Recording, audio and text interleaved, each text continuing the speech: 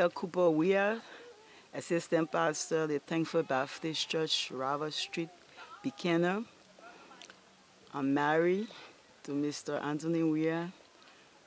I have 3 biological children and several spiritual children, including the street boys and girls. They are also my children. Yeah,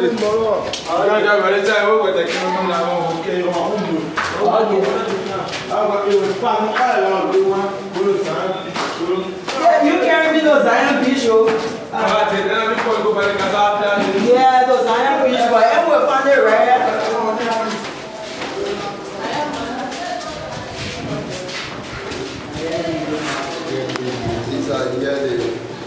These are here, they normally sleep. As you see the place, no window, No, nothing. nothing at the car.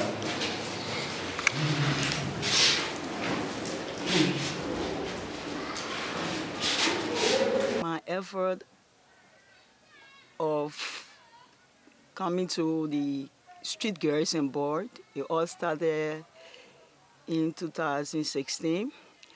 I came for a weekend and I was told to preach the following Sunday. And while praying, asking God for what to tell his people, when I closed my eyes, I envisioned you guys. It's like someone was speaking to me. Why are you going to say? All of you people are aware of me. But these ones, they are dying and no one cares about them. No one loves them. Then you say you're preaching my word to people. And they need me more than those that you're preaching to. And now when I started crying, asking God for mercy. And I went to church. After preaching, immediately, I called a meeting to inform the church of what I encountered that night. And they told me not to venture into it because the people what I'm talking about, they are so wicked and the church will not be able to support me.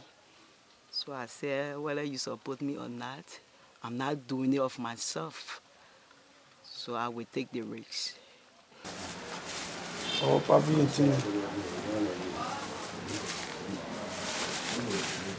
Okay.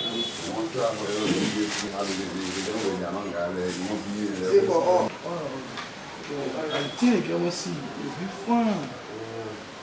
So when you're looking for the person that will do nothing, they come straight and you're funny eating the found. They will never fall. Tout le temps, oui, oui. On est là, tu là, on a fond.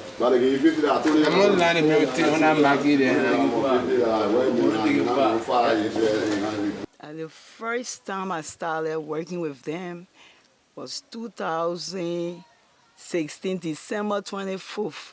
It's when I invited them at the church, but I went to the ghetto around the 22nd of December 2016.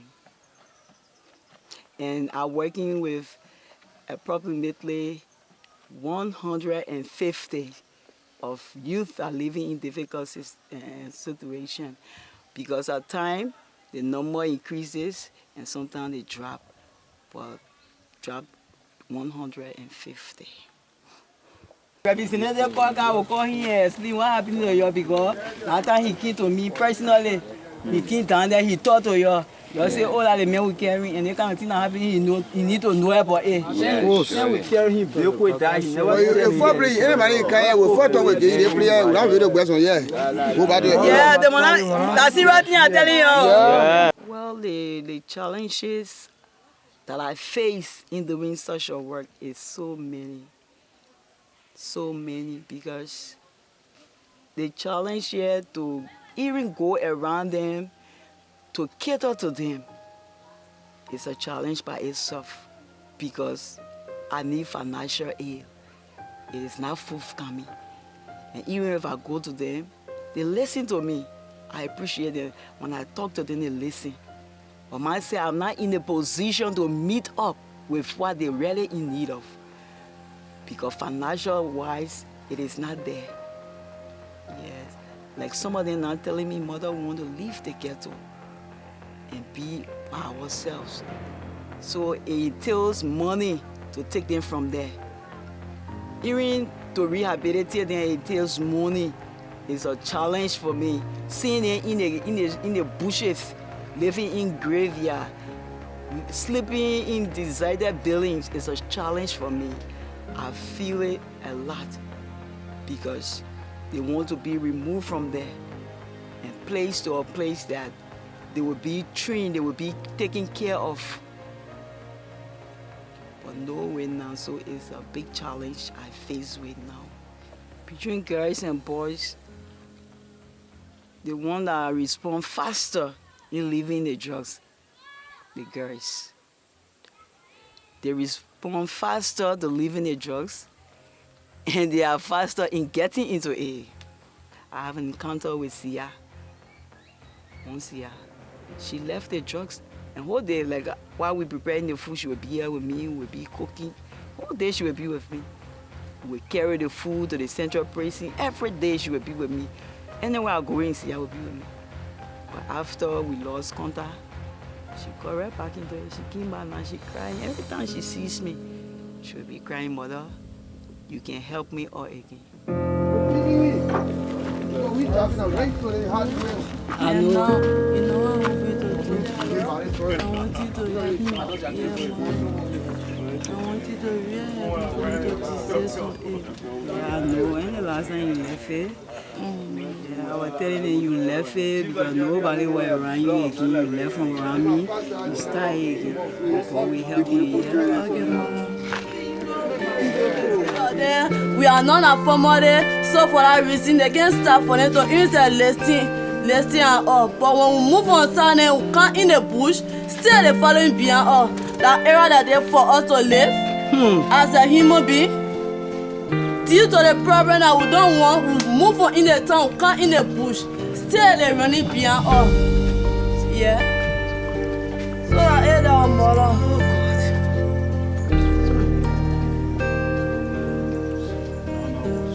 No small suffering, I know.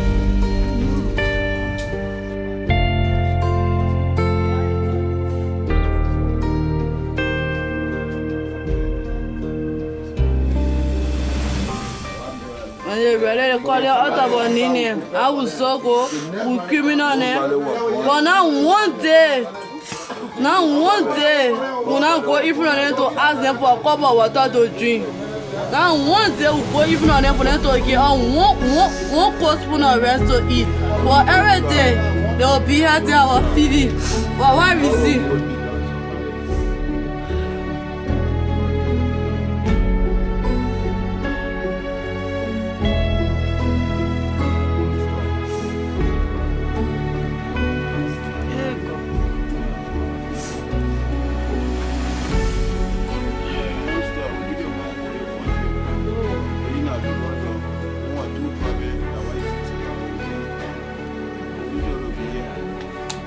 God will help. Let us pray, yeah? God will send someone to help us. Yeah? When I'm always talking, I put myself into it because I feel for you. God will send somebody to help us. And the grace of God into the light. Yeah? The condition, God will help you.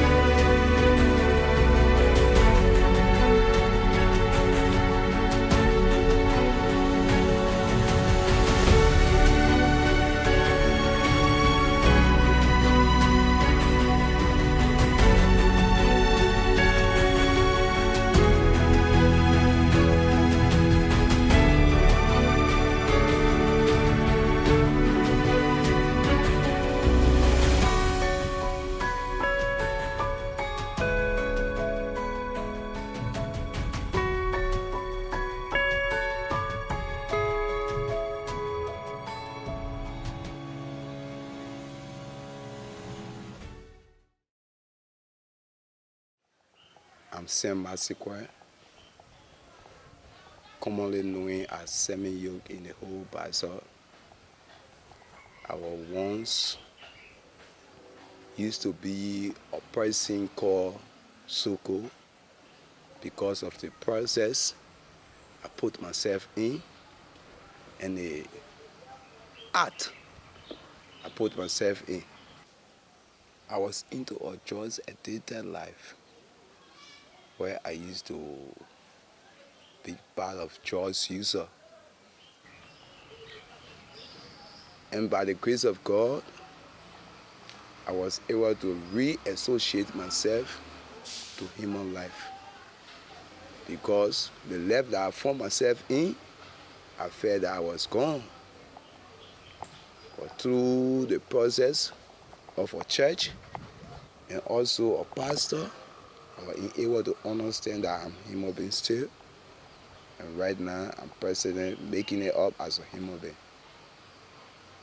Well, the risks involved for me, I see because people say it is risky for me going around them, they will harm me, but it is not risky for me going around them because I feel free with them. But on the line or their self, the risks they are encountering, because every day they are inhaling from security, running all around, that people will arrest them, people will jail them. So that the risks they are faced with is like they are being deserted. They are being in different community by themselves, all by themselves. They live. It's a risk for them too. Because if they are living in bushes, at night when the rain comes, they beat them there, that risk for them. But for me going around them, I found pleasure in going around them because they feel happy seeing me. Well, since I've been working with them, the type of drugs they are taking ready, the only thing I will ask them, what the name of these drugs you're taking, because I did some research on drugs. But they would just say the drugs is Mikey, more than Mikey. So I said, but in my research, I didn't see anything like Mikey. I saw morphine, cannabis, cocaine. They say, oh, cocaine is too high class for us. It's so expensive. So that the big guys take that one. But to tell you the drugs, because I go around there, I see them with cylinder, I see them with the juicy fruit paper, and they say that where they place the drugs, but they don't even know. Some of them don't even know the drugs because for each time I ask them, they will just say, mother, they call my key. So I myself I get confused. For me, I was influenced by my own brother. The time I was about 13 years old. Yeah, he was the one that introduced it to me for the first time. He said, Sam, this is a herb that also make you to get involved deeply into doing woman business. That's why it started me and I decided to be part. But he never told me the effective error about that substance. When I got into it, I got seriously mad because some of those things instead I was doing, I was not doing them of my own. Yeah, by taking people things, selling people things, people trust you, you feel trust, and other things. Yeah, I was not doing them of my own because I was like upset. The mobile experience I had during the time of that life is that you will suffer many pains and you will get sick wisely because that identical substance does not match in the body of a human being. They are like alcohol, the marijuana, the cocaine, and the tar.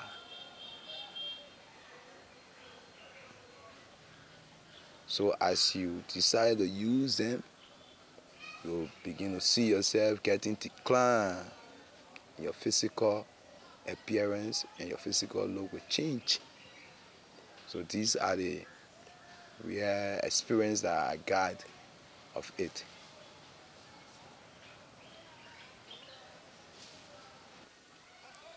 The situation of young people taking drugs, it affects women in different ways. Like as mother, they are not happy seeing their children being addicted to drugs, but they can't do anything about it. And some of them say, I believe my husband is down there, but because he's taking drugs, it is a risk for me to even go and say I will bring him home.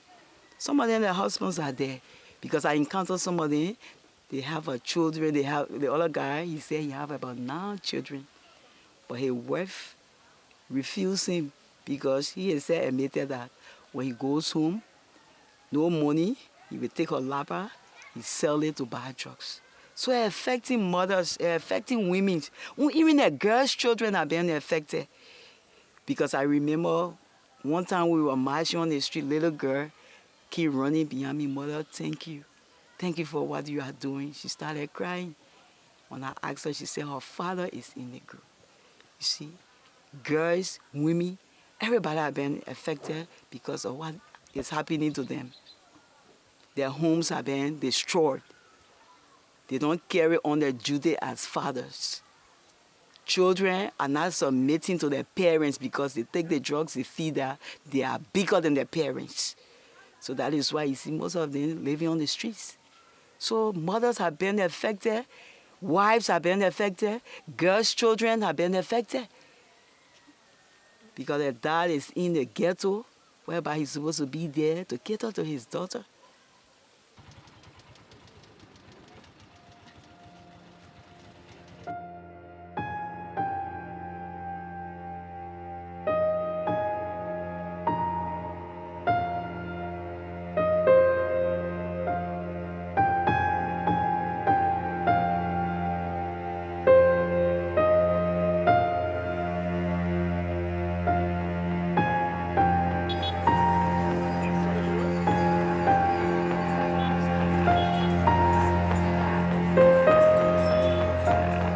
What I do for the youth that are living in difficult circumstances, I cook for them 2 times in a month. I buy their food and I carry home and prepare the food for them. Yeah.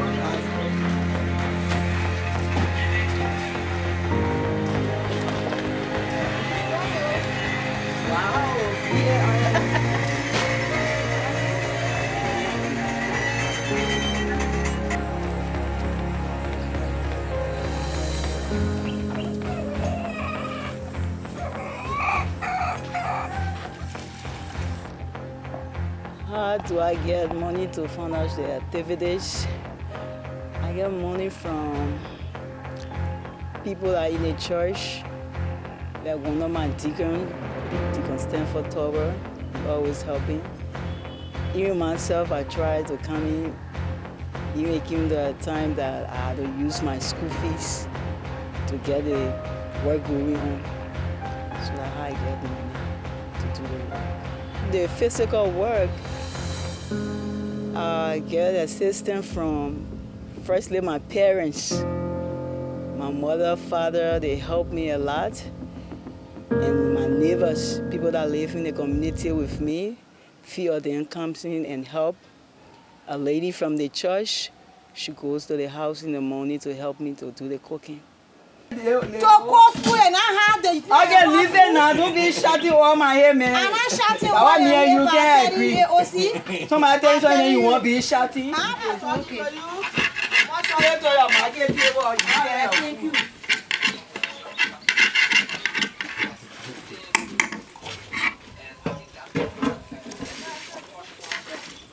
I tell you something, you'll be shouting over them for one now. I'm not shouting over you. I'm telling you, I say, brother, rest when you can't be polite to say, oh, see, I will pay attention to the other thing. To come fool with the heart.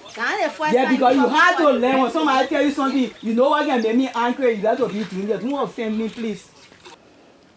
And we come to share the food to the various areas sometimes, they themselves help in the process to get the work going.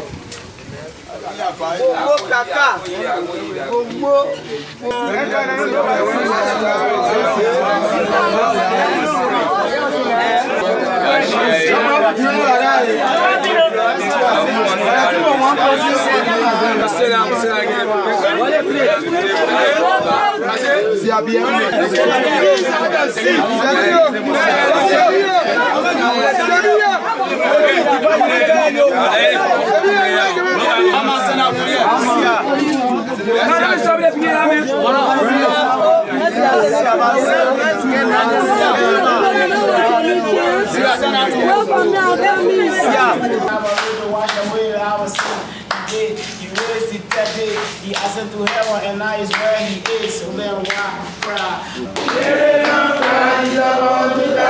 Glory, hallelujah, praise the Lord. All of my sins shall be taken away, taken away.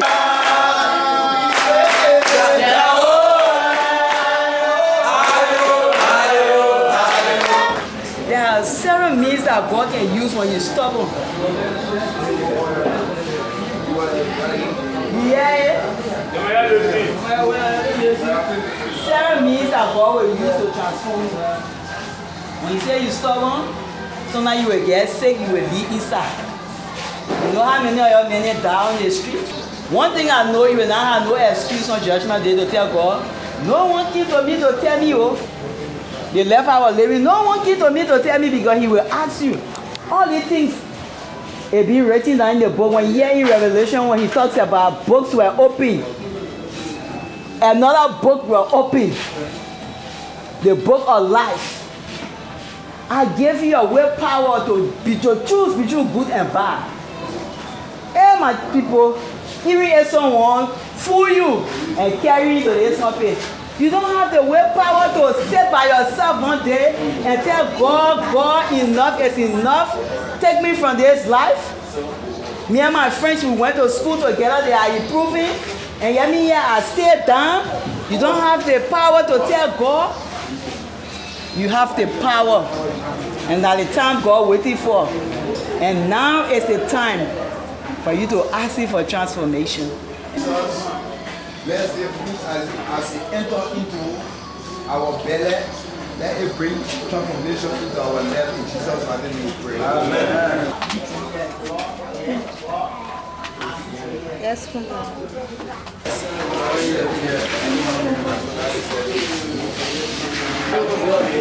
Pass the food behind. Pass the food behind.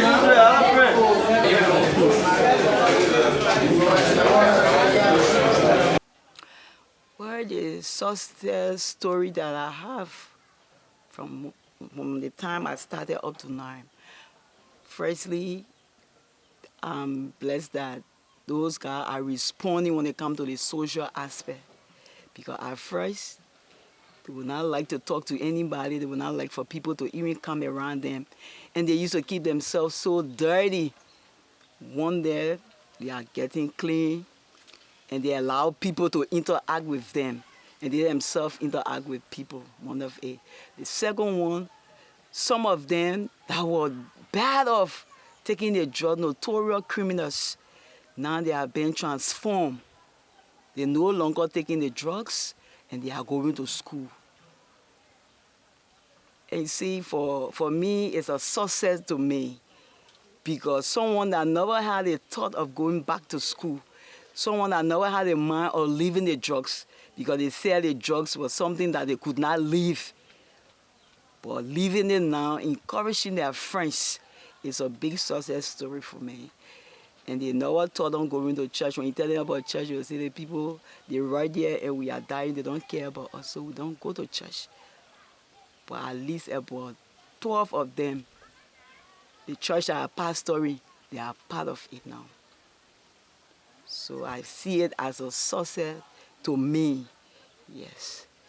Put yourself in a position of transformation.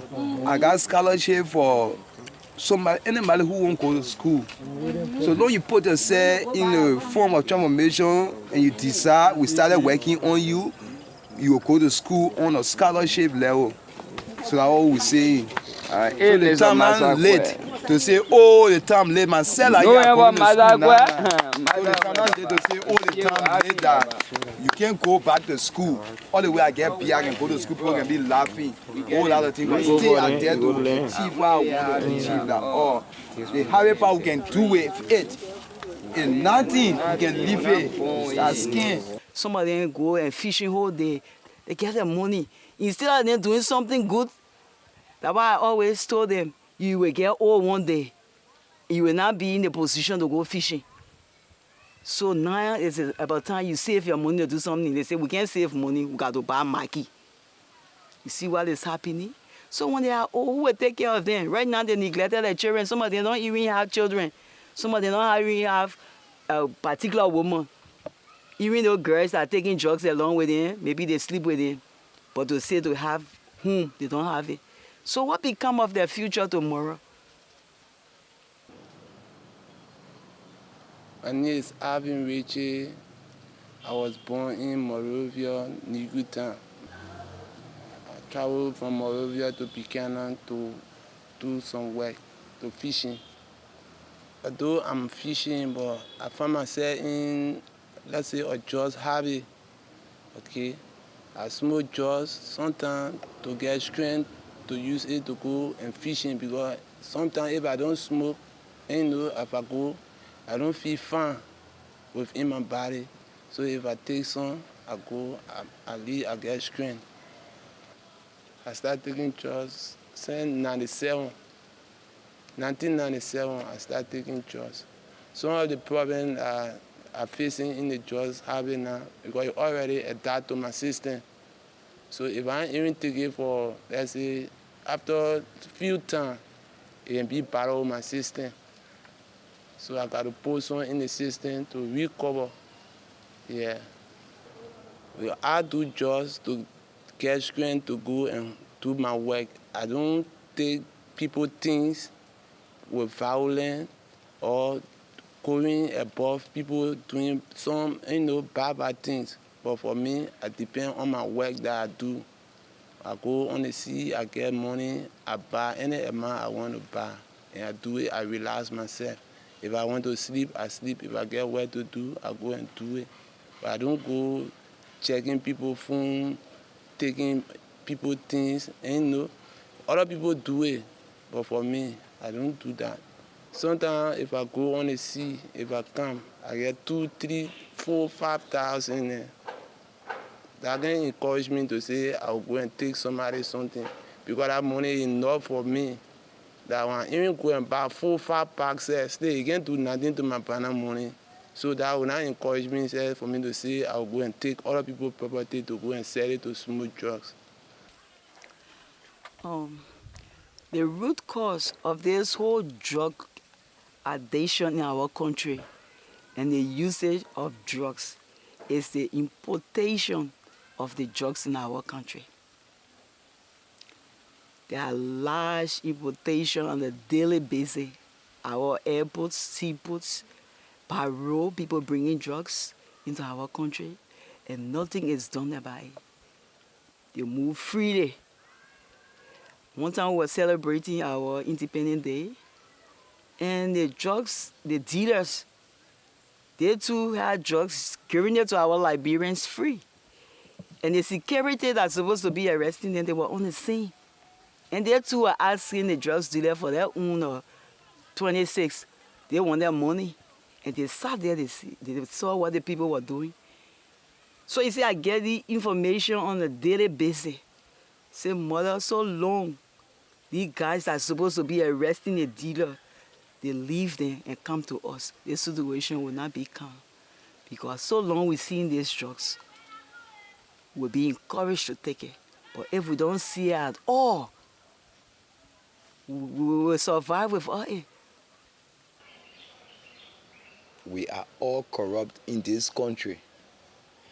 If it come to our mind how drugs is getting into this country, it will be like we'll be involving our hard personalities, because they are the cause root of drugs entering into this country. And as they escort it come, then they get mighty vexed with the user, of which they are the cause root of it entering to our country. And the Nigerians are the basic people of transferring drugs to this country. If our government would say today, we don't want it, it will never come. We sit with plenty of our Nigerian colleagues who give us the diagram how they get here with it.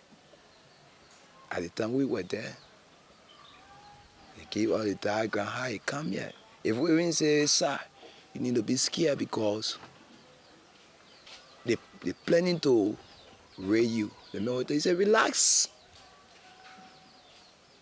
The government is in my pocket. He will tell you boldly. They are the one that is keeping my goose. So I'm not scared. That's how I get to know that our own people are the one killing us. I know that in the whole world, everybody know that drugs habit is not good. But sometimes you find yourself in some situation by taking drugs.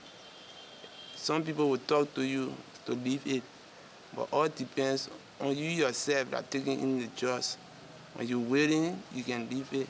It's not a good habit that we're smoking drugs that will encourage our other young people or young sisters to come and join us to smoke drugs. I'm willing to leave it. Yes. If our young people are surviving on drugs, that means the next generation, as I stated first, will not have no future. No future.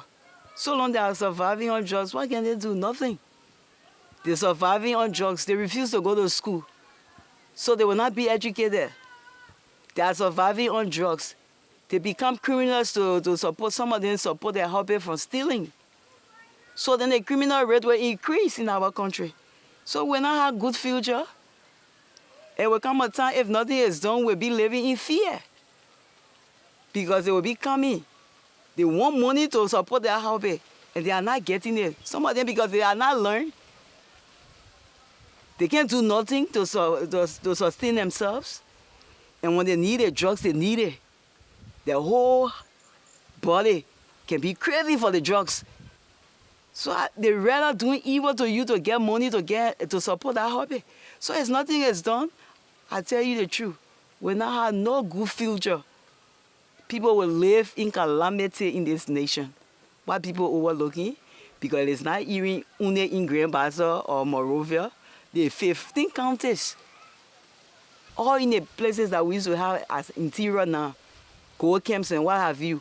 People there taking drugs because the dealers, they are all there. And nothing to stop it. Nothing to stop it. Absolutely nothing to stop it.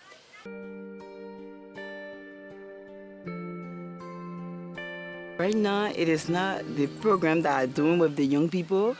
It is not to the level that I want it to be. So, what I want to help me to make it to what I want, the standard that I want it to be, that I will foresee that the young people will be coming out of the hobby and being useful citizens and reintegrated into society, is to get them a rehabilitation center. That's my main aim. That's my main purpose. That's my main goal. To get a rehabilitation center where we will be there to counsel them, to take care of them. Take care of them. They be there about 6 months under intensive training, learning something.